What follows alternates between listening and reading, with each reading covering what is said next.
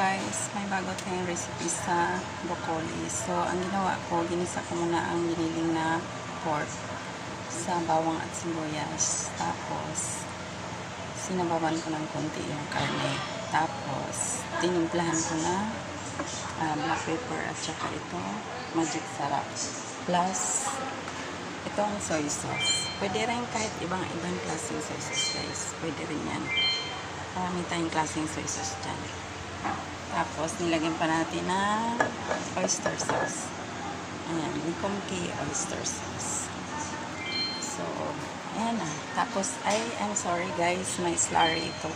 So, yung slurry ko ay combination ng cornstarch at saka cassava starch para sticky ang dating. Ayan. Mas maganda ang mixture pag yung dalawang starch ang pagsamahin. 1:1 ang proportion guys, pati yung sa tubig. So ayan na, sarap na siya. By the way guys, yung cauliflower ko dito naka-blanch yan. So binlanch ko siya, tapos sinugasan ko siya uli bago ko siya nilagay dito. Ayan. Tapos silihan nyo muna mga 1 minute para ma-absorb niya ang lasa ng soy sauce dyan. So that's it guys. Yan, may idea na kayo. Pwede palang i-combine ang soft tofu at saka yung cauliflower.